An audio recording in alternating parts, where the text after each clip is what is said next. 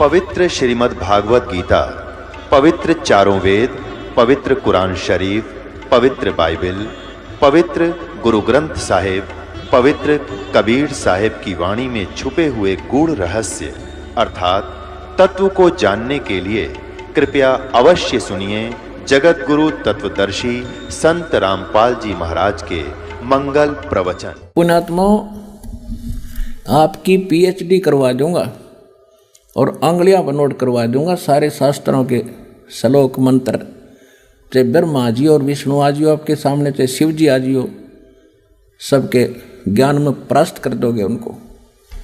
अब देखिएगा श्रीमद् भगवत गीता अध्याय नंबर 4 का श्लोक नंबर 32 में आगे इसमें कहा है कि इस प्रकार, यानी जो 25 से 30 तक बताया है उससे ऐसे इस प्रकार बहुत तरह के यज्ञ माने धार्मिक अनुष्ठानों की जानकारी, ब्रह्मणे माने सच्चिदानंद घन ब्रह्म कहो, परम अक्षर ब्रह्म कहो, पूर्ण परमात्मा कहो, सतपुरुष कहो, अमर पुरुष कहो, उसको कबीर देव कहो। वो कबीर परमात्मा सह शरीर सतलोक से चलकर आता। ये वेद बताते हैं कि अपने मुख कमल से वो कवियों की तरह आचरण करता हुआ अपने तत्व ज्ञान का प्रचार करते हैं। वो तत्व ज्ञान है, वो सूक्ष्म वेद है, वो सच्चिदानंद घन ब्रह्म की वाणी है, वो कबीर वाणी है जो भगवान खुद बोलते हैं अपने मुख से। और इसमें मूल पाठ में संस्कृत भी स्पष्ट करती है, ब्रह्मणे मुखे, मुख माने मुंह, मुख, और ब्रह्मण माने सच्चिदानंद घन ब्रह्म यानी परम अक्षर ब्रह्म। परम अक्षर ब्रह्म के मुख से उच्चरित वाणी में धार्मिक यज्ञों यानी धार्मिक अनुष्ठानों की जानकारी विस्तार से कही गई है, वो तत्व ज्ञान है। देखो अब चौथे अध्याय का 32वां श्लोक आपको 10 अनुवाद करके समझा रहा है। इस प्रकार और भी बहुत तरह के यज्ञ माने धार्मिक अनुष्ठान सच्चिदानंद घन ब्रह्म की वाणी में, परमेश्वर के मुख से उच्चरित वाणी में, कबीर वाणी में, उस तत्व ज्ञान में विस्तार से कहे गए हैं। उन सबको तू, ये कहता, कर्म जान, मन इंद्री और शारीरिक क्रियाओं द्वारा संपन्न होने वाले जान। कर्म जान माने परमात्मा जो ज्ञान देगा सूक्ष्म वेद में, वो क्रियाएं काम करते करते करनी होती हैं। शारीरिक क्रियाओं को काम करते करते उसका सेवन और ध्यान भजन करना होता है। कर्म जान यानी मन इंद्रियों और शारीरिक क्रियाओं द्वारा संपन्न होने वाले जान, वो ऐसे होते हैं। इस प्रकार तत्व से जानकर उनके अनुष्ठान द्वारा कर्म बंधन से तू सर्वथा मुक्त हो जाएगा। अब ये स्पष्ट हो गया कि सूक्ष्म वेद वो है जो परमात्मा स्वयं आकर अपने मुख कमल से बोलता है। वेद भी यही बताते हैं कि वो परमात्मा सतलोक में रहता है, वहाँ से सह शरीर आता है गति करके और अच्छी आत्माओं को मिलते हैं, उनको ज्ञान से परिचित कराते हैं, यथार्थ ज्ञान और कवियों की तरह आचरण करते हुए वो गूढ़ रहस्यों और गुप्त मंत्रों को आविष्कृत करते हैं। अब ये स्पष्ट हो गया। अब चौथे अध्याय के 34वें श्लोक में आपको बताते हैं। ये है गीता अध्याय नंबर 4 का और श्लोक नंबर 34। उस तत्व ज्ञान को जो परमात्मा स्वयं अपने मुख कमल से बोलते हैं, वो ज्ञान तत्व ज्ञान है। उस ज्ञान को तत्वदर्शी ज्ञानियों के पास जाकर समझ, उनको भली भांति दंडवत प्रणाम करने से, प्रणिपाते और उनकी सेवा करने से, कपट छोड़कर प्रसन्न करने से, सरलता पूर्वक प्रसन्न करने से वे परमात्म तत्व को जानने वाले तत्वदर्शनी, वह तत्वदर्शी संत, विद्वान, ज्ञानी माने विद्वान पुरुष तुझको तत्व ज्ञान का उपदेश करेंगे। अब वो तत्व ज्ञान है जो स्वयं परमात्मा अपने मुख कमल से बोलता है। वो कैसे आता है, ये थोड़ा सा ऋग्वेद को भी साथ लेंगे हम। देखिएगा ऋग्वेद 9-10 मंडल ये इकट्ठे ही अनुवादित हैं। ये कहाँ से छपा है? प्रकाशक है सार्वदेशिक आर्य प्रतिनिधि सभा, महर्षि सिद्धांत भवन, रामलीला मैदान, नई दिल्ली से। और ये यहाँ से छपा है। अब इसके हम थोड़े से श्लोक पढ़ेंगे, घना कंसेप्ट क्लियर हो जाएगा। ये है ऋग्वेद मंडल नंबर 9 सूक्त 86 मंत्र 26। इसमें क्या कहा है, इसमें जो कबीर शब्द है, ये कबीर लिखते हैं, हम कबीर बोलते हैं इसको। यज्ञ करने वाले यजमानों के लिए परमात्मा, यानी यज्ञ माने धार्मिक अनुष्ठान करने वाले यजमान माने भक्तों के लिए परमात्मा सब रास्तों को सुगम करता हुआ उनके विघ्नों यानी संकटों को मर्दन करता है, उनका नाश कर देता है और उनको पवित्र करता हुआ और अपने रूप को सरल करता हुआ वह कांति में यानी तेजोमय शरीर वाले परमात्मा कबीर दे, ये कबीर शब्द है, कबीर, हम इसको कबीर बोल रहे हैं। वह को इन्होंने ये अपसर्ग लगा के ऐसा कर दिया, इसका अर्थ कर दिया सर्वज्ञ, कवि बना दिया और कवि का अर्थ कर दिया सर्वज्ञ। कोई कवि आज तक सर्वज्ञ हुआ है? इनकी अकल मारी जा रही है। अब देखना, अब पहले ये निर्णय करते हैं कि जैसे ये यजुर्वेद है, ये देखो ये यजुर्वेद है और इसके अपसर्ग हटा के ये र यहाँ लगा दें 2 और वेद अलग कर दें और यजु लिख दें और कहीं पर इस यजुर्वेद की महिमा हो और केवल यजु लिखा हो तो अनुवाद करता बुद्धिमान उसकी बुद्धि सलप नहीं करेगी, तो वहाँ करेगा यजुर्वेद लिखेगा। ऐसे ही जहाँ कबीर भी लिखा है इन्होंने अपसर्ग लगा के, तो इसके अनुवाद में लिखना पड़ेगा कबीर देव। हम उसने कबीर देव के बोल रहे हैं, कबीर देव कबीर, हम वह को वह बोलते हैं, वेदों को हम वेद बोलते हैं। किसी का नाम धर्मवीर है तो हम उसको धर्मवीर बोलते हैं, किसी का नाम वेद प्रकाश है तो हम उसको वेद प्रकाश बोलते हैं। तो यहाँ सिर्फ एक भाषा के बोलने का अंतर है और भगवान का नाम वही है। इस यजुर्वेद से करते हैं स्पष्ट आपको, ये महर्षि दानंद का ही अनुवादित है। ये देखिएगा, ये है प्रकाशक वही सर्वदेशी कार्य प्रतिनिधि सभा, ये सारा, और ये अनुवादक और ये प्रकाशक। अब इसके आते हैं हम 36वें अध्याय का प्रथम मंत्र। ये है 63वां अध्याय, 36वां अध्याय, और इसमें मूल पाठ के अंदर एक यजु शब्द है। ये यजु शब्द है।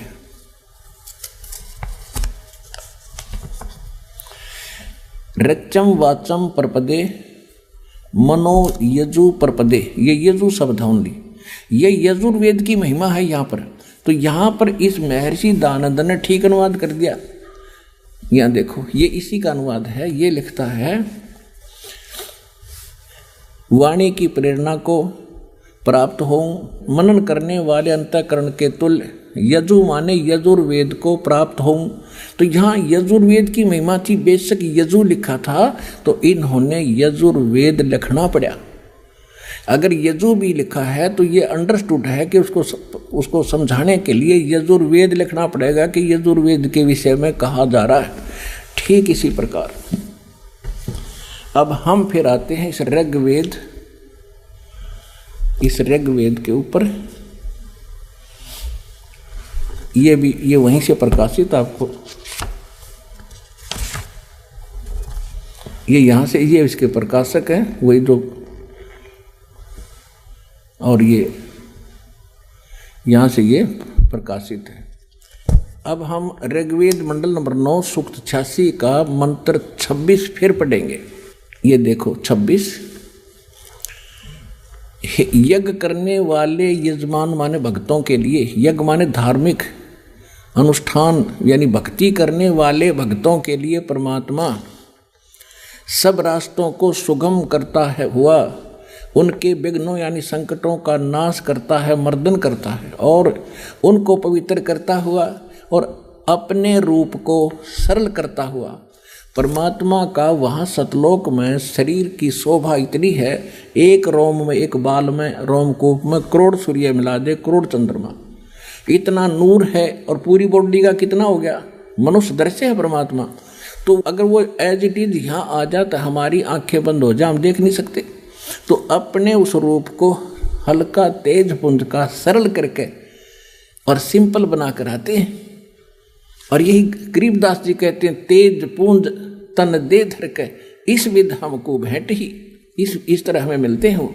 अब देखिएगा, अपने रूप को और सरल करता हुआ वह कांति में माने तेजों में शरीर वाले परमात्मा कबीर देव, यहाँ हम इसको करेंगे कबीर देव, कबीर साहब, ये कबीर परमात्मा, कबीर देव लिखेंगे हम इसको, नोट सर्वजय। वो कबीर देव यानी कबीर साहब विद्युत के समान क्रीड़ा करता हुआ, यानी बिजली जैसी गति से वर्णीय माने वर्णीय पुरुषों को प्राप्त होता है। वर्णीय माने अच्छी आत्माओं को, आदरणीय श्रेष्ठ आत्माओं को वो परमात्मा आकर मिलता है। और वो कहाँ रहता है? देखो, यही ऋग्वेद मंडल नंबर 9 सूक्त 86 के मंत्र 27 में स्पष्ट है कि जो परमात्मा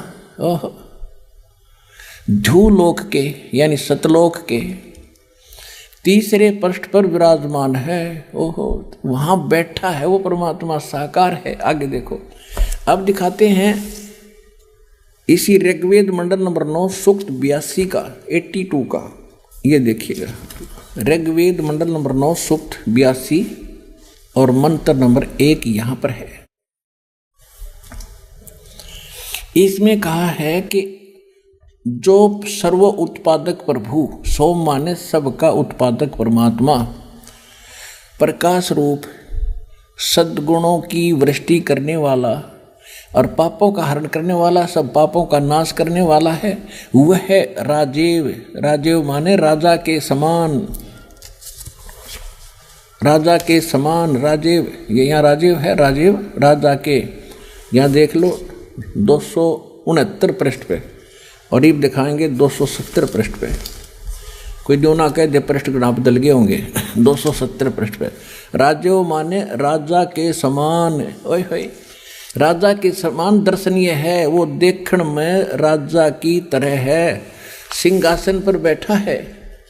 आपने परमात्मा के द्वारा बताई हुई वाणी से धर्मदास जी ऊपर देख कर आए थे, वो कल आपने एक सत्संग में सुना भी था कि वहाँ परमात्मा का एक सिंहासन है, सिंहासन पर परमात्मा विराजमान है, उसके सिर पर मुकुट है। यही गरीबदास जी कहते हैं, अरस कुर्स पर, आसमान के अंतिम छोर पर अरस कुर्स पर सफेद गुमज है, जहाँ परमेश्वर का डेरा।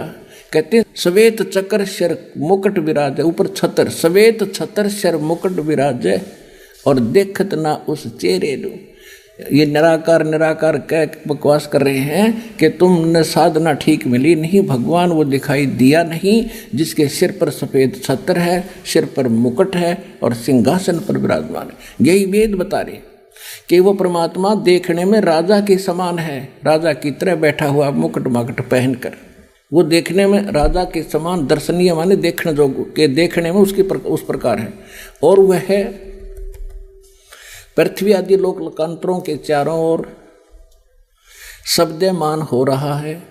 वह वर्णीय पुरुष को, वर्णीय माने अच्छी आत्मा को, श्रेष्ठ व्यक्ति को, जो दृढ़ भक्त है, ओए जो दृढ़ भक्त है उसको पवित्र करता हुआ मिलता है, उसको आकर मिलता है।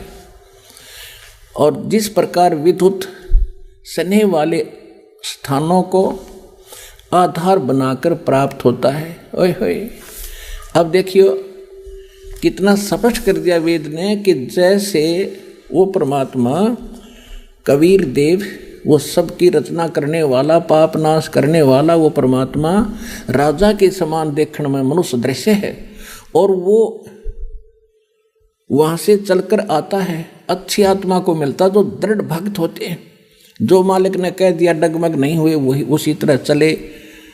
जैसे सभी महापुरुषों को कह दिया था परमात्मा ने, जिनको वो मिले थे कि भी इस ज्ञान को अभी छुपा के रखना, इस नाम को कहीं बताना नहीं किसी को, अपने अनुयायियों को। तो इन सभी महापुरुषों ने कति गुप्त कर दिया, लिख दिया, लेकिन आगे छींट नहीं लगने दी। ये दृढ़ भगत थे, इनको गवाह बनाया। तो यहाँ ये स्पष्ट हो रहा है कि वो परमात्मा ऐसे आता है जैसे आकाशीय बिजली, आकाश की बिजली और कोई धातु विशेष पर गिरती है जहाँ उसका अट्रैक्शन होता है। पुराने समय में हम छोटे छोटे थे, जब कभी वर्षा होती थी, बिजली कड़कती थी और बाहर कोई बर्तन रह जाता था आंगन में, उस समय कांसी धातु के थाली बेले गिलास कटोरे होया करते थे, कांसी धातु के। अब तो वो रहे नहीं। कांसी धातु के बेले थाली रहते थे और कांसी धातु पर बिजली विशेषकर गिरती थी। तो हमारी दादी जी कहती थी कि इनको अंदर रख लो, ना तो बिजली गिर जाएगी इन पे। तो यहाँ क्या बता रहा है कि जैसे बिजली, आकाशीय बिजली एक अपने सने वाले स्थानों को आधार बनाकर गिरती है, ऐसे ही परमात्मा उन्हीं को मिलता है जो उसके प्रिय होते हैं, जो उनके मिलन जोग्य होते हैं। उन्हीं महापुरुषों को आकर भगवान मिलता है। जैसे बिजली गिरती है उसी स्थान पर, उसी धातु पर जिसका उसके प्रेम है, लगाव है, जो उसके अट्रैक्शन है। तो उन महापुरुषों को किन किन को मिले परमात्मा? उन दृढ़ भक्तों को, आदरणीय धर्मदास साहिब जी को, आदरणीय मुल्कदास साहिब जी को, आदरणीय दादू साहिब जी को, आदरणीय नानक साहिब जी को, आदरणीय गरीबदास साहिब जी को, गांव छुड़ानी जिला ददर हरियाणा वाले को, आदरणीय गीसादास साहिब जी गांव खेकड़ा जिला बागपत उत्तर प्रदेश वाले को, आदरणीय स्वामी रामानंद जी काशी वाले को। और वो परमात्मा आते किस लिए हैं ये देखो। ऋग्वेद मंडल नंबर 9 और सूक्त नंबर 82 हम पढ़ रहे हैं। इसका मंत्र नंबर 1 हमने पढ़ लिया, अब 2 पढ़ेंगे। हे परमात्मन, आप किस लिए आते? हे परमात्मन, उपदेश करने की इच्छा से आप, ओए होए, तत्व ज्ञान बताने की इच्छा से आप महापुरुषों को प्राप्त होते हो। ओए होए, आप अत्यंत गतिशील पदार्थ के समान, यानी बहुत स्पीड से हमारे आध्यात्मिक यज्ञों को प्राप्त होते हैं। और आप कबीर देव हैं। इन्होंने सर्वज्ञ कर दिया, बैठा दिया। आप कबीर साहब हैं, आप कबीर देव हैं, शुद्ध स्वरूप हैं। आप हमको सुख दें, प्रेम भाव को उत्पन्न करते हुए। आप सद्स्वरूप हैं, हमारे पापों को दूर करके हे अमर परमात्मा, आप हमको सुख दें और प्रेम भाव को उत्पन्न करते हुए पवित्रता को उत्पन्न करें। स्पष्ट हो गया कि आप कबीर देव हैं, कबीर साहब हैं, और ज्ञान उपदेश देने के उद्देश्य के लिए ही आप यहाँ मिलते हो, आते हो।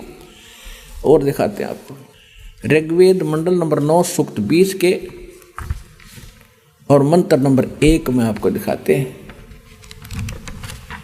ये देखिएगा, ऋग्वेद मंडल नंबर 9 सूक्त 20 और मंत्र नंबर 1 में यहाँ क्या लिख रखा है? पर कबीर देव, ये शब्द लिखा है कबीर देव, ये कबीर परमेश्वर, कबीर देव। इसका अर्थ इन्होंने क्या है? वह परमात्मा कबीर देव मैं दावी कर दिया कबीर का है, और देव वित्ते कर दिया। पर कबीर देव वित्ते अयो, वह परमात्मा कबीर देव है और सबका रक्षक है। इसका सीधा सा अर्थ है विद्वानों की तृप्ति के लिए, यानी भक्तों के लिए, विद्वानों को ज्ञान से तृप्त करने के लिए ज्ञान को देता है। वह सहनशील है और संपूर्ण दुष्टों को संग्राम में, यानी तत्व ज्ञान रूपी संग्राम में तिरस्कृत करता है, उनका छक्के छुड़ा देता है वो परमात्मा। और वो कौन है? वो कबीर देव है और ज्ञान देता है उन विद्वानों को आकर के। तो क्या सिद्ध हुआ? गीता अध्याय नंबर 4 के श्लोक नंबर 32 को सिद्ध करने के लिए अब इतने ढेर सारे प्रमाण वेदों के बताने पड़ रहे हैं कि वहाँ किस लिए बोला गया ये सब। ये कोड वर्ड है और कोड वर्डों को अध्यापक जान सकता है, टीचर जान सकता है, बालक नहीं जान सकते। तो ये जितने अनुवाद करता थे ये बालक थे। आज तक ऋषि ब्रह्मा विष्णु महेश तक के भी बालक थे इस भक्ति मार्ग में। ये सत्कर मान लेना, आज सबके स्पष्ट हो जाएगी ये बात। अब ऋग्वेद मंडल नंबर चम्मन और सूक्त नंबर 3 में आपको दिखाते हैं। ऋग्वेद मंडल नंबर 9 सूक्त चम्मन 54 और इसके मंत्र नंबर 3 में, ये 3 नंबर मंत्र है। सूर्य के समान जगत प्रेरक वह परमात्मा सोमदेव, सोम स्वभाव वाले और जगत प्रकाशक, वह परमात्मा जगत प्रकाशक है और विश्वानी पुनाने सबको पवित्र करता हुआ भुवनो ऊपरी तिष्ठति, संपूर्ण ब्रह्मांडों के ऊर्ध्व भाग माने ऊपर में भी नहीं, वहाँ पर बैठा है। तिष्ठति माने विराजमान है, उड़ा बैठा है सब भवनों के ऊपर पर, सबके ऊपर स्वर्ग सतलोक के अंदर वो परमात्मा विराजमान है, वहाँ बैठा है। ठीक, और वहाँ से ये गति करके आता ही आपको ऋग्वेद मंडल नंबर 9 सूक्त 86 मंत्र 26 और 27 में स्पष्ट कर दिया कि वहाँ से चल कर आता है। और इसी प्रकार ऋग्वेद मंडल नंबर 9 सूक्त 82 मंत्र 2 में भी 1 में भी स्पष्ट हुआ। अब आपको दिखाते हैं ऋग्वेद मंडल नंबर 9 और सूक्त 94 का। है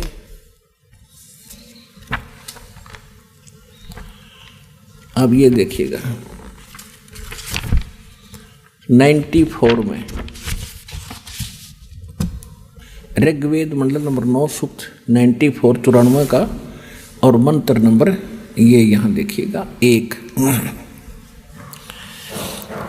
इसमें है कि सूर्य के विषय में जैसे रश्मि प्रकाश करती हैं, उसी प्रकार मनुष्यों की बुद्धियाँ अपनी अपनी उत्कृष्ट शक्ति के विषय में करती। यहाँ सीधा अर्थ यहाँ है कि वह परमात्मा, जिस परमात्मा में सर्वोपरि बलों के समान सब बल है, वह परमात्मा कर्मों का अध्यक्ष होता हुआ और पवते मन सबको पवित्र करता है, कवियों की तरह आचरण करता हुआ। ये लिख रहे हैं कवियों की तरह आचरण करता हुआ सर्वदृष्ट तो पद के लिए वर्जम ने इंद्रियों के अधिकरण मन के समान अटबट खट और जो अधिकरण रूप है वो श्रेय धाम है बकवास करे। सीधा अर्थ है कि वो कवियों ने वर्जम, वो कवियों की तरह घूमता फिरता जाता आता रहता है, आचरण करता है और तत्व ज्ञान का प्रचार करता है। वर्ज माने जाना घूमना फिरना होता है, कवियों की तरह भोगता है, घूमता फिरता है। नहीं, ये भी स्पष्ट कर दूँ आपको। अब वर्ज माने क्या होता है ये भी बता दें। पुण्यात्माओं, आप तो कति बालक हो, हमने तो आज तक ये मंडी मसाणी पूजी थी, जय गणेश देवा या हनुमान चालीसा पढ़े थे, ये वेद सुने थे, देखे नहीं थे आज तक। और आज आपका उंगलियां पर करा दूंगा, याद करा दूंगा आपको और स्पष्ट कर दूंगा हु इज गॉड। परमात्मा कहते हैं 9 मन सूत उलझिया, ये ऋषि रहे झकमार और सतगुरु ऐसा सुलझा दे, उलझे न दूजी बार। तो ऐसा सुलझा दूंगा, किसी ने कोई उलझा नहीं सकता। कलयुग के अंदर सब पार होंगे जो भक्ति करेंगे।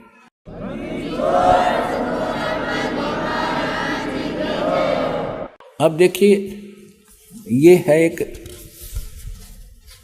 डिक्शनरी है, शब्दकोश, हिंदी संस्कृत हिंदी कोश।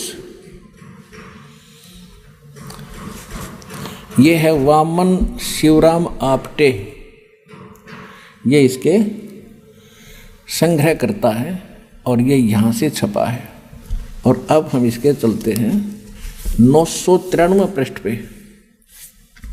यहाँ पर वर्ज शब्द है, वर्ज माने जाना, चलना, प्रगति करना है और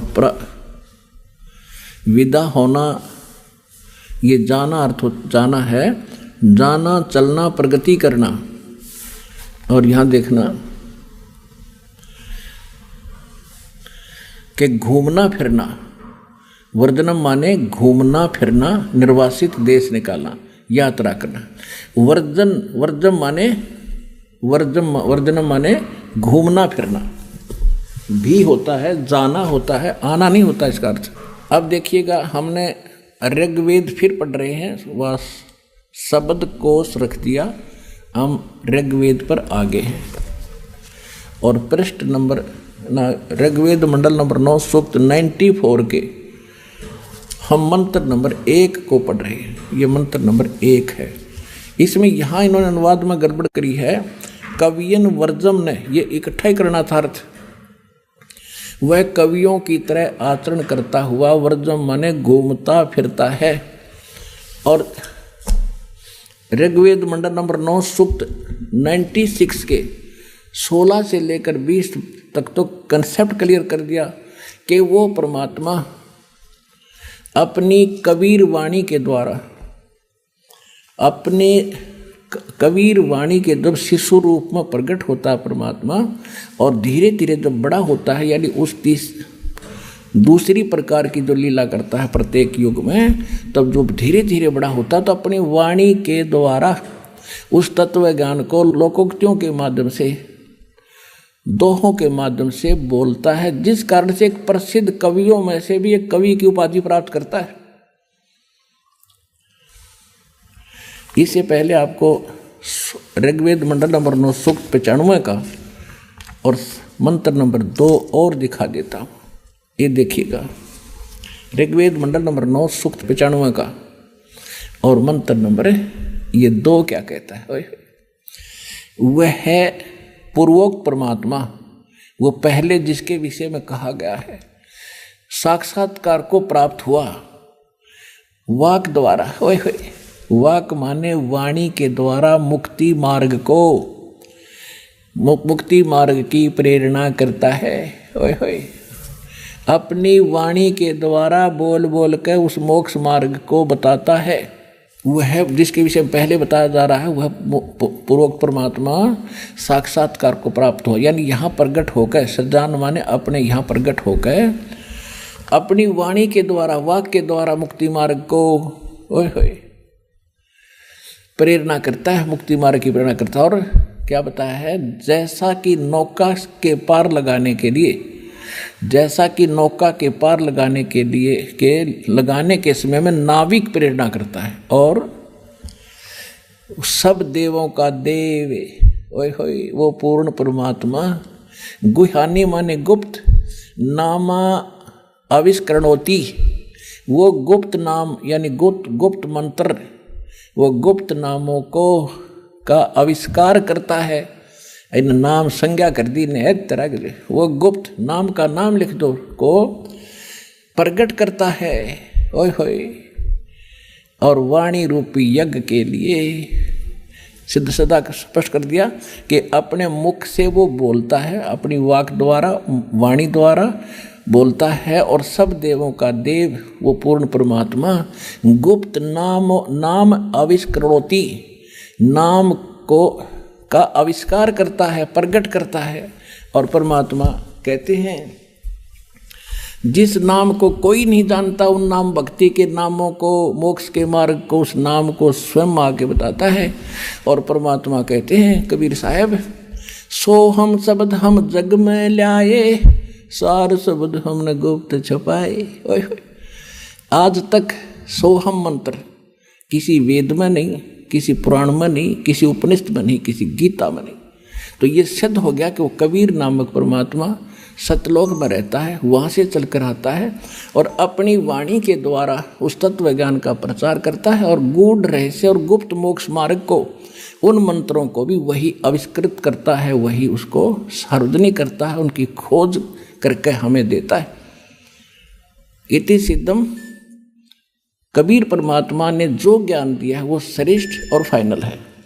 अब उस परमात्मा ने जो ज्ञान दिया है वो ज्ञान और वो मोक्ष मार्ग क्या है, स्पष्ट हो गया, वेदों से प्रमाणित हो गया कि कबीर देव, कबीर साहब वो परमात्मा है जो अपने मुख कमल से वाणी बोलता है। तो गीता अध्याय नंबर 4 के श्लोक नंबर 32 में भी यही स्पष्ट किया है कि ब्रह्मणे मुखे, उस सच्चिदानंद घन ब्रह्म यानी पूर्ण परमात्मा, सब देवों का देव, सर्व सृष्टि नरसंहार परम अक्षर ब्रह्म ने जो अपने मुख कमल से जो ज्ञान दिया है वो तत्व ज्ञान है। और उस तत्व ज्ञान में जो लिखा है वो फाइनल है।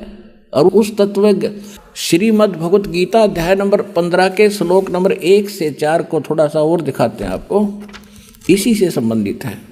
अब इसमें क्या बताया है कि उस तत्वदर्शी संत की पहचान भी साथ बताई है।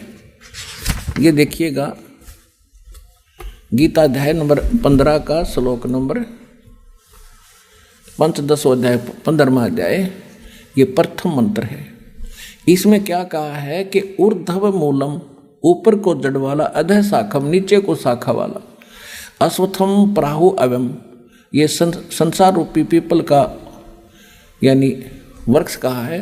और छंदासी यस्य प्रणानी ये तम वेद स वेदविद, उसके जो छंद हैं, विभाग हैं, वो पत्ते आदि, शाखा मूल और ये पत्ते आदि उसकी शाखा हैं, विभाग हैं, उसके खंड हैं, उनको जो तत्व से अलग अलग जानता है वो वेदविद है। वेद के तात्पर्य को जानने वाला यानी तत्वदर्शी संत है।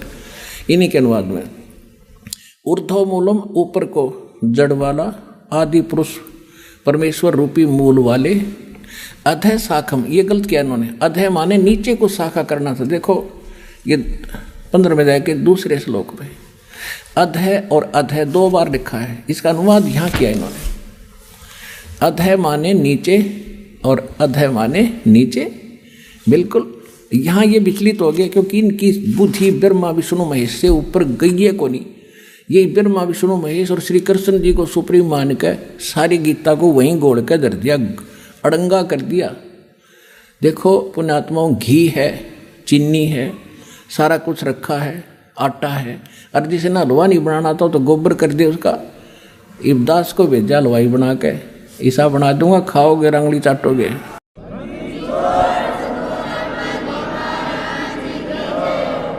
ये देखिएगा इन सदग्रंथों में क्या रहस्य भरा है कि ऊपर को जड़, ऊर्ध्व मूलम अधः शाखम, सीधी सी बात है।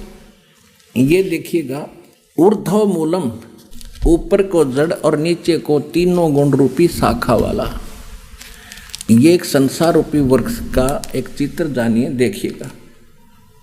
ये है ऊपर को जड़, ऊर्ध्व मूलम अधः शाखम। गीता ज्ञान दाता ने केवल इतना हिंट दिया कि ऊपर न जड़, नीचे को तीनों गुण रूपी शाखा वाला एक संसार रूपी वृक्ष है। और जो संत इसके सारे विभाग बता देगा, स वेदविद, वो तत्वदर्शी संत है। और 600 वर्ष पहले परमात्मा आए थे, जैसा वेद बताते हैं, गीता बताती है कि अपने मुख कमल से वो यथार्थ ज्ञान बताते हैं, सूक्ष्म वेद बताते हैं, वो गूढ़ रहस्य बताते हैं। तो उसमें वो एक संत की भूमिका भी करते हैं और कवियों की तरह वो वाणी बोलने के करके एक प्रसिद्ध कवि की भी पदवी प्राप्त करता है, लेकिन वो होता है भगवान। तो 600 वर्ष पहले भगवान ने स्वयं बताया था एक तत्वदर्शी संत की भूमिका करते हुए अपनी सच्चिदानंद घन ब्रह्म की वाणी में। कहते अक्षर पुरुष एक पेड़ है, सरपुरुष वा की डार, तीनों देवा शाखा है, भाई पात रूप संसार। परमेश्वर स्वयं आकर बता गए थे 600 वर्ष पहले इस गीता के ज्ञान को सिंपल लैंग्वेज में कि ऊपर को जड़, अक्षर पुरुष एक पेड़ है जो जमीन से बाहर दिखाई देता, उसको पेड़ बोलते हैं। और मूल बतानी छोड़ गए भगवान, क्योंकि यहाँ कोई अधिकारी आ जाता है, मंत्री आकर खड़ा हो जा, वो कह दे मैं फलाना मंत्री हो, भाई ठीक है खड़ा रहे होगा, और उसके साथ कोई गनमैन और आ जाने का ट्यूब भाई मंत्री जी आए हैं, अच्छा आओ जी बैठो जी। तो इसलिए परमात्मा ने अपने को छुपा कर रखा, अरिदास को भेज दिया कि सारे राष्ट्रपतियों के राष्ट्रपति आगे कबीर भगवान, सब भगवानों के भगवान, सब देवों के देव, अनंत कोट ब्रह्मांड का एक रति निभार, सतगुरु पुरुष कबीर हैं कुल के सिरजना।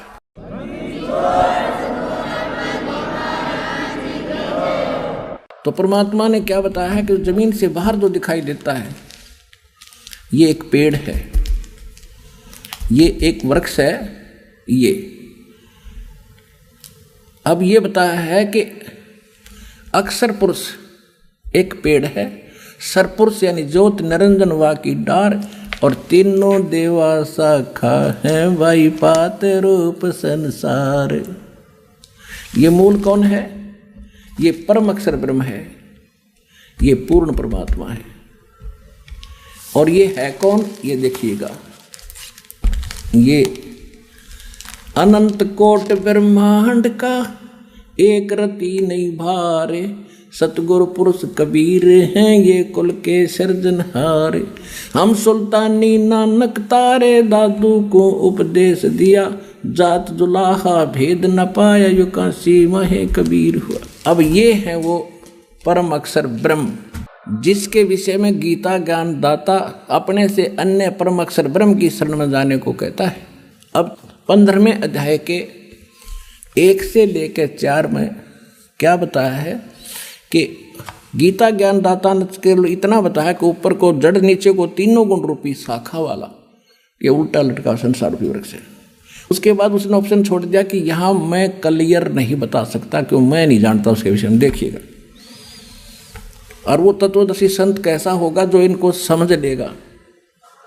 ये 15वां अध्याय और ये प्रथम मंत्र, ऊपर को जड़ वाला, नीचे को तीनों नीचे को शाखा वाला संसार रूपी वृक्ष जानो, और जिसके विभागों सहित जो बता देगा यह तम वेद स वेदवित, जो इसको जानता है वो तत्वदर्शी संत है। इनकी भाषा पढ़े।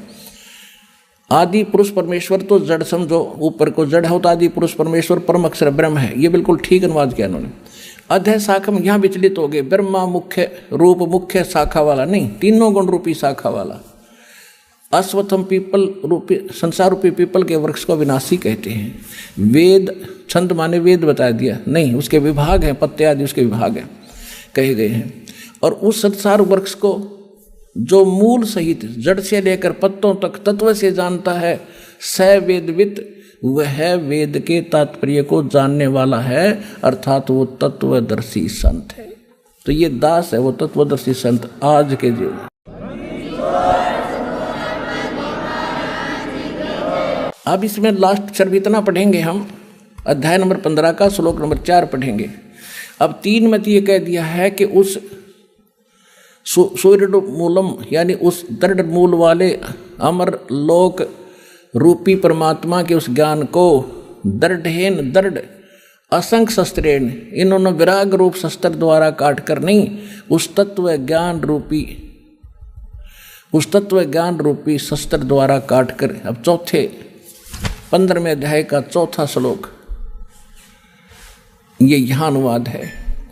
उसके पश्चात तत्वदर्शी संत की प्राप्ति के उपरांत, तत्व ज्ञान के प्राप्ति होने के पश्चात उस परम पद रूप परमेश्वर को भली भांति खोजना चाहिए, जिसमें गए हुए पुरुष फिर लौटकर कभी संसार में नहीं आते, और जिस परमेश्वर से पुरातन संसार रूपी वृक्ष की प्रवृत्ति विस्तार को प्राप्त हुई है, यानी जिसने संसार रूपी वृक्ष की रचना की है, सारे ब्रह्मांडों की जिसने रचना की है, जो सबका सृजनहार है। ये देखिएगा उस हुई है उसी आदि पुरुष परमेश्वर, उसी आदि पुरुष नारायण यानी परम अक्षर ब्रह्म की मैं शरण हूँ। इस प्रकार दृढ़ निश्चय करके उस परमेश्वर का परपदे माने पूजा करनी चाहिए। सीधी सी बात है, मनन ध्यान नहीं। परपदे माने उस परमात्मा की पूजा करनी चाहिए। गीता ज्ञान दाता कहता मेरी नहीं उसकी पूजा कर, यदि तूने उस पूर्ण परमात्मा उस परम पद को प्राप्त करना है, जहाँ जाने के बाद फिर लौटकर संसार में नहीं आते। अब वो कौन से मंत्र हैं?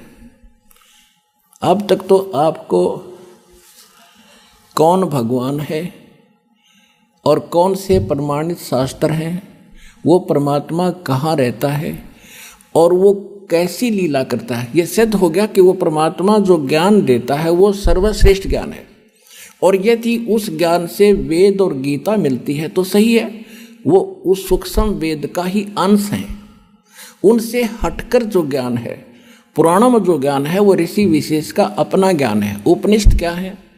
जैसे कठोपनिषद है, मांडुक्य उपनिषद है, वो मांडुक्य नाम के ऋषि ने जैसी साधना करके डले ढोकर जो अनुभव किया, उसने जो लिखा वो उसका अपना अनुभव है। यदि वो वेद ज्ञान से नहीं मिलता तो वो उसके घर का है, यूजलेस है। इसी प्रकार जैसे सत्यार्थ प्रकाश इस नकली में ऋषि दयानंद ने अपनी सारा अनुभव उसमें लिख दिया, और यदि इसकी ईब पोल ना पाठ देता, ये उपनिषद का रूप धारण कर लेता, वेदों को भूल जाते लोग कुछ दिनों में।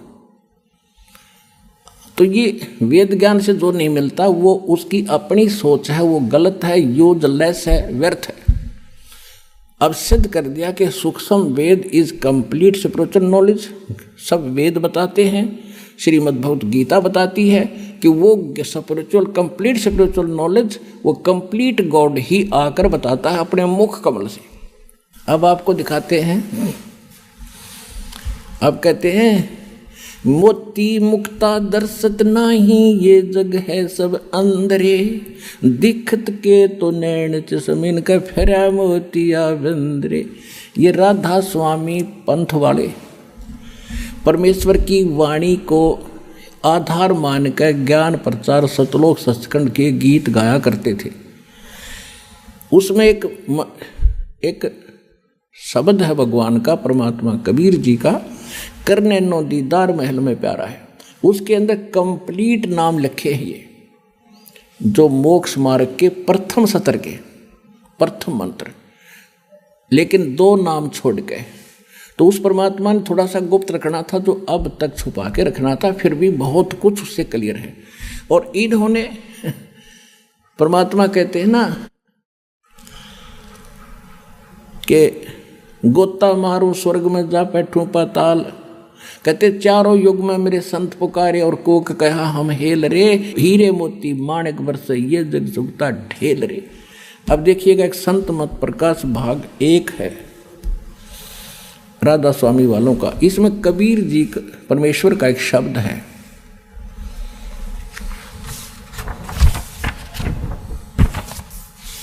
संत मत प्रकाश भाग 1, और ये महाराज सावण सिंह जी के वचनों का संग्रह है।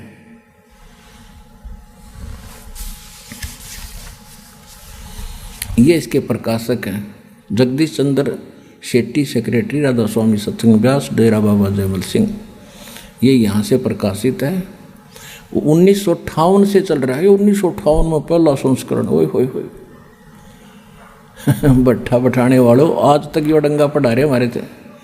ये मुद्रिक, ये सारा ये यहाँ से छपा है, Ajanta offset and packaging limited. इसके 15 शब्द पर 15 पृष्ठ पर देखिएगा, ये देखो, वाणी कबीर साहिब की।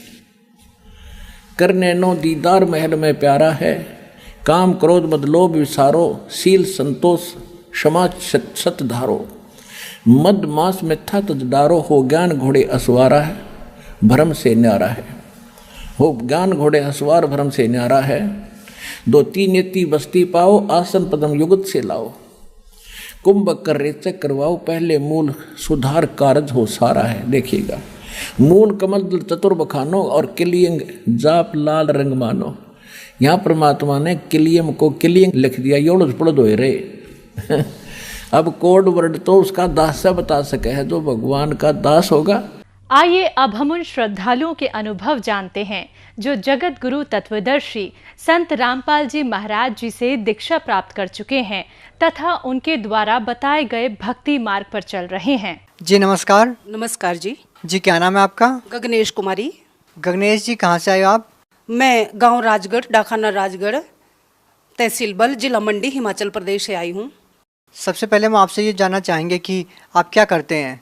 मैं सरकारी स्कूल में शिक्षा विभाग में अध्यापिका हूँ और मैं बच्चों को गणित और विज्ञान पढ़ाती हूँ।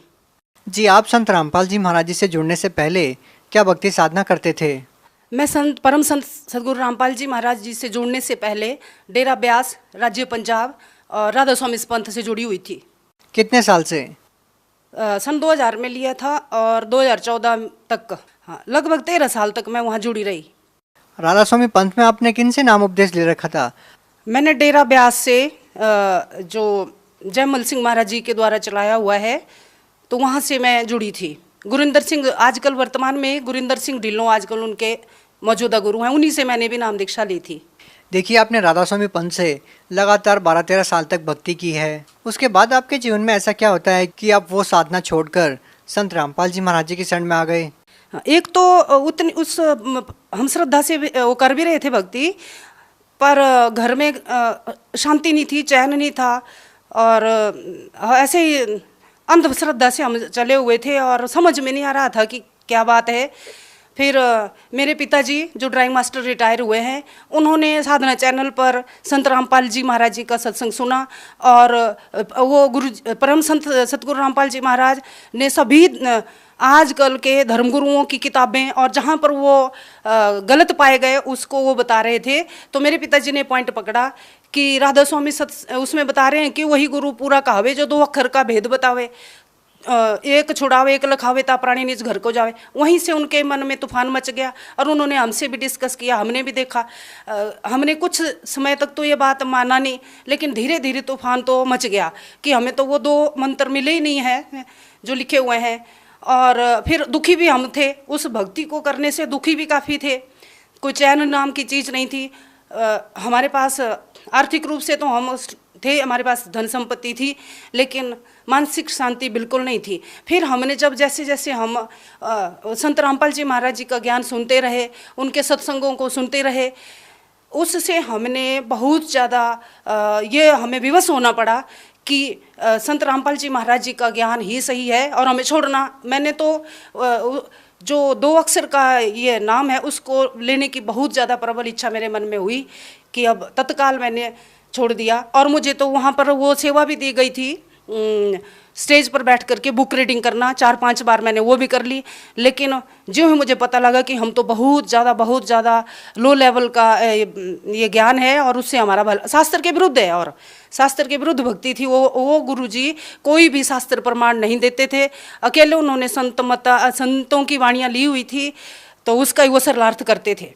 और 5 नाम का मंत्र दिया हुआ था, और जो घट रामायण में श्री तुलसी साहिब जी ने बता दिया कि 5 नाम काल के जानो, तो ना तो वो प्रथम मंत्र था उनके पास जो गुरुजी रामपाल जी महाराज जी देते हैं, और हमें तो पता ही नहीं था वेद शास्त्र। और जो अभी भी उनके अनुयायी जो हैं वो बोलते हैं कि वो संत रामपाल जी महाराज जी के ज्ञान से दूर हो जाओ, उसको सुनो तक नहीं, और वो बहुत ज़्यादा गलतफहमी में है।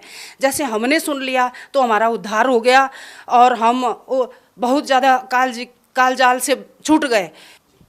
हाँ सर, मैंने विश्लेषण किया जब मैंने संत रामपाल जी महाराज जी का सत्संग सुना, और 13-14 साल तक इवन जब से मैंने होश संभाला था, मेरे माता पिता जी राधा स्वामी पंथ से थे, और वह उस पंथ से हम इतनी सारी बहुत बड़ा भीड़ को देख करके, करोड़ों की संख्या में अनुयायियों को देख करके हम उनके साथ जुड़े थे। लेकिन ना तो हमें घर में लाभ हो रहा था और ना ही तो हमें कोई शास्त्र अनुसार कोई साधना मिल पा रही थी।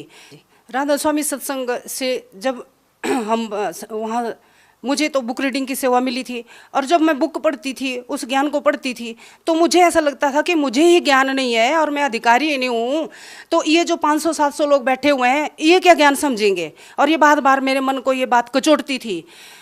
परंतु हम जुड़े हुए थे, जैसे श्रद्धालु तो होता है वो जुड़ा रहता है, इस ज्ञान से हम ऐसे ही जुड़े हुए थे।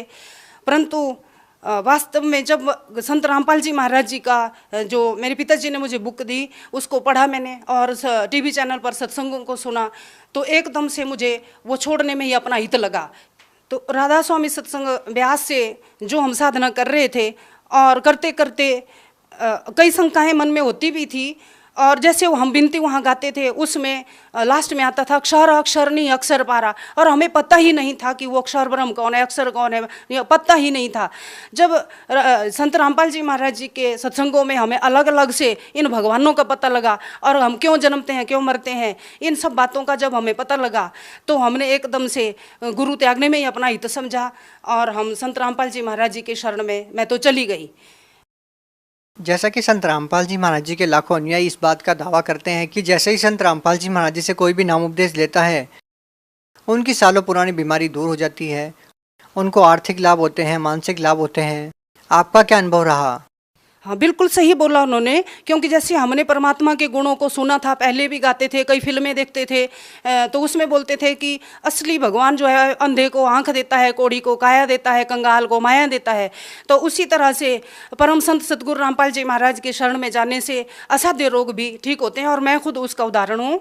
मेरे को लगभग 13 साल पहले से एलर्जी थी, और छींकें आना, आंखों में खारिश होना, और लगभग पूरे वर्ष में 2-4 महीने मैं कहीं ठीक रहती थी, और एलर्जी से मैं बहुत ज़्यादा पीड़ित थी। फिर कई तरह के हमने वैद्यों से, जो घरेलू वैद्य होते हैं, आयुर्वेदिक दवाइयाँ ली, एलोपैथी के लिए, अब अच्छे अच्छे डॉक्टरों के पास गए, स्किन जो एलर्जी वाले स्पेशलिस्ट डॉक्टर हैं उनसे मैंने दवाइयाँ ली, और बहुत हज़ारों रुपया मेरा दवाई पे खर्च हो जाता था। और जो एंटी एलर्जी की दवाइयाँ थी उसको तो मैं रोज़ खाती थी, और वो इतना उसका साइड इफ़ेक्ट होता था कि मैं दूसरे दिन अपने पढ़ाई में, बच्चों को पढ़ाना और अपने प्रोफेशन में अच्छा से काम नहीं कर पाती थी। तो जब से मैंने 2014 से गुरुजी रामपाल जी, परम संत सतगुरु रामपाल जी महाराज जी से दीक्षा ली, तो सबसे पहले तो मैं, और होता है जी, अब जब थक हार के मैं उनके पास इसके लिए भी गई कि मैं, मेरी एलर्जी, ये भयंकर बीमारी ठीक हो जाए। और मुझे उसके बाद से लगभग 2-3 महीने में इतना, और आज अब मैं मुझे नहीं याद कि पूरी वर्ष में मैं कहीं एक या 2 गोली कहीं लेती हूँ, मैं बिल्कुल ठीक हूँ। तो संत रामपाल जी के उन अचूक मंत्रों में, उनकी वाणी में बहुत ज़्यादा शक्ति है। और क्या लाभ मिले? हाँ, और लाभ, एक तो आध्यात्मिक लाभ मिला, वो जो शास्त्र विरुद्ध साधना मुझे राधा स्वामी पंथ में हम कर रहे थे उससे से छुटकारा मिला, सदमंत्र मिले।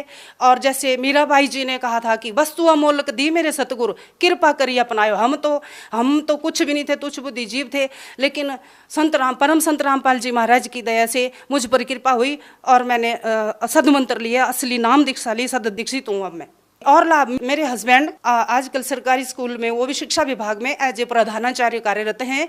तो उनकी 2017 में जो है वो प्रमोशन हुई, और वो थके हुए भी थे, अपनी एडजस्टमेंट के लिए 250 किलोमीटर दूर उनका उन्होंने ज्वाइन करना था।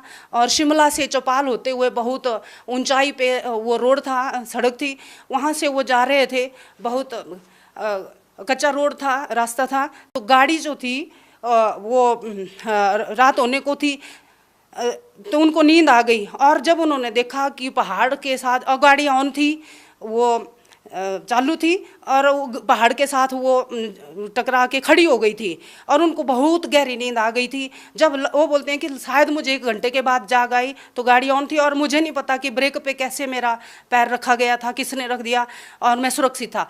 अब मैं 2014 से संत सतगुरु रामपाल जी महाराज जी से जुड़ी थी, और वो कभी कभी विरोध भी करते थे, लेकिन उनको भी कभी सुनते थे, कभी फिर उन्होंने संत रामपाल जी महाराज जी का ज्ञान उस गाड़ी में चलाया हुआ था, सत्संग चला हुआ था। जब उन्होंने 1 घंटे के बाद अपने को सुरक्षित पाया, तो वो भी अचंभित रह गए, और उसी वक्त उनका मन किया कि मैं यहीं से गाड़ी वापस करके अभी संत सतगुरु रामपाल जी का नाम उपदेश लेता हूँ।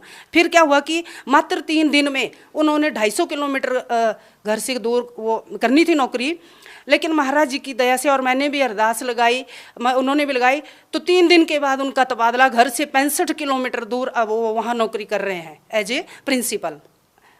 मैं अध्यापिका तो हूँ, साथ में हमारी 2-4 बीघा ज़मीन भी है, वहाँ हम धान की फसल करते हैं। जैसे हमने धान की फसल पूरी मैच्योर हो गई, उसकी कटाई की हुई थी। धान की फसल की कटाई करने के बाद हमारे यहाँ जंगली सूअर बहुत ज़्यादा हैं, और वो पूरी फसल को चौपट कर देते हैं। तो हमारे साथ भी हुआ कि काट के, जैसे ही वो फसल खेतों में थी बिछी हुई, तो उन्होंने वो जो सॉलिड दाने धान के थे उनको उन्होंने सारा का सारा वो उससे निकाल दिया था। वो करते हैं ऐसा ही बंदरबाड़ी। तो जब हम इकट्ठा करने लगे, उसको लाने लगे थ्रेसिंग के लिए, तो मेरे को रोने को मन हुआ, और लगभग मैं रो गई, और बड़ा दुख हुआ कि हम इतनी मेहनत करते हैं, आजकल फसल बड़ी मुश्किल से हुई, तो वो लगभग ख़त्म थी। उसमें वो सॉलिड दाने तो नहीं रहे थे धान के, फिर भी हम ले आए और थ्रेसिंग की हमने। तो मैं आधे दिन की छुट्टी लेके स्कूल से आई थी, गाड़ी खड़ी हुई थी थ्रेसिंग करने के लिए, और आते आते मुझे उसी दिन, वैसे दिल तो बहुत टूट चुका था, फिर भी उसको करना था, जैसे तैसे भी इकट्ठा करना था। तो फिर क्या हुआ कि वो फसल इतनी हो गई कि 12-13 बोरियां धान की हुई। जब हमने धान में से चावल को अलग किया, तो लगभग 1.5 क्विंटल चावल हमारे हो गए। तो मैं बहुत हैरान रह गई। उस वक्त मैं अभी नया नामदान संत रामपाल जी महाराज जी से लिया हुआ था, तो मैं हैरान रह गई कि मैं वहाँ उस वक्त रो रही थी कि फसल खत्म है, तो इतना ज़्यादा उसमें भी बरकत हो गई, उसमें भी वृद्धि हो गई।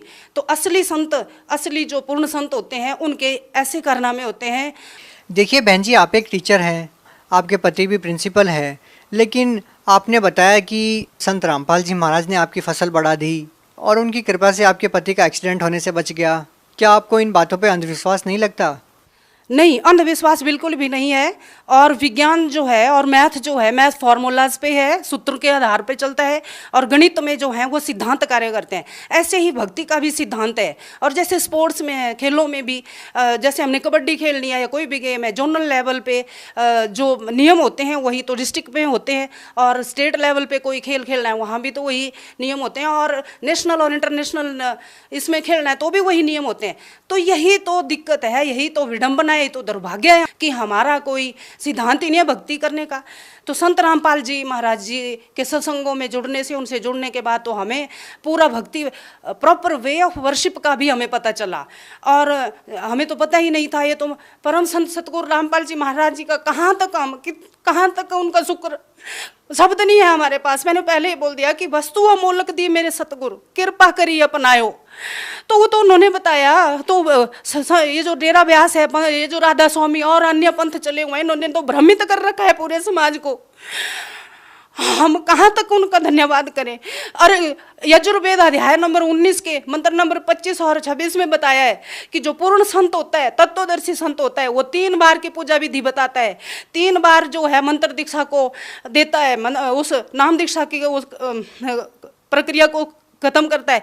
लेकिन ये तो एक बार स्टैंप लगा देते हैं, एक बार नाम दीक्षा ले ली, फिर आप जो मर्जी सो जितना मन में आए उतना पाखंड कर लो, फैशन कर लो, कोई स्टॉप ही नहीं था। आखिरकार स्कूलों में भी हर जगह जहाँ जितना डिसिप्लिन होगा, मर्यादा में हम रहेंगे तो वहाँ अच्छे परिणाम आएंगे। तो ऐसे ही भक्ति मार्ग में होता है।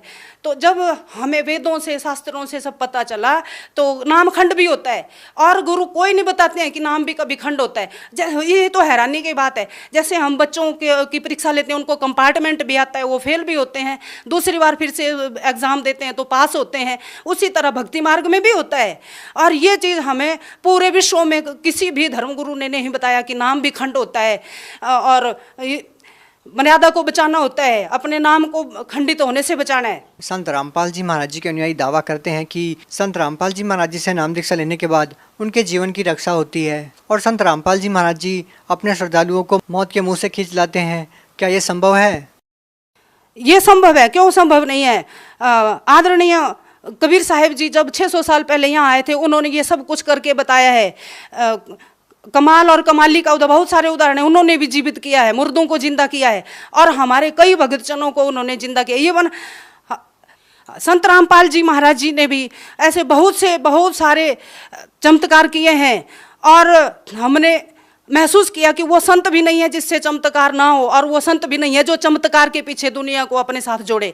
लेकिन संत रामपाल जी महाराज जी की भक्ति में वो शक्ति है, वो मरे हुओं को जिंदा भी करते हैं। देखिए, आपने 13 साल राधा स्वामी पंथ में गुजारे हैं, और उसके बाद आपको पता लगता है कि राधा स्वामी पंथ में शास्त्र विरुद्ध साधना करवाई जाती है, जबकि संत रामपाल जी महाराज जी शास्त्रों के अनुसार साधना बता रहे हैं।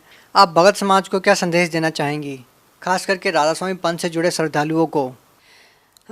मैं राधा स्वामी भक्त भाइयों के साथ में क्या, पूरे विश्व के हमारे जीव, हमारी जाति है, जितने भी जीव हैं, मानव समुदाय है, वो हमारे भाई बहन है। अगर मुझे अच्छा रास्ता मिल गया तो क्यों ना वो सुन तो लें। मैं उनसे, मेरी यही रिक्वेस्ट है, यही प्रार्थना है कि संत रामपाल जी महाराज जी के प्रवचनों को सुने। चैनल पे शाम को सत्संग आता है, बहुत सारी उनकी पुस्तकों को वितरित किया गया है, उनको पढ़ें और सद्मंत्र लेकर के मैं तो इन गुरुओं से भी प्रार्थना करती हूँ कि कम से कम अपने आप ही इन अनुयायियों को कह दें कि हमारे पास वो सद भक्ति नहीं है, और जल्दी से जल्दी परम संत सतगुरु रामपाल जी महाराज जी से नाम दीक्षा लें और आत्म कल्याण करवाएं। जी धन्यवाद। धन्यवाद जी।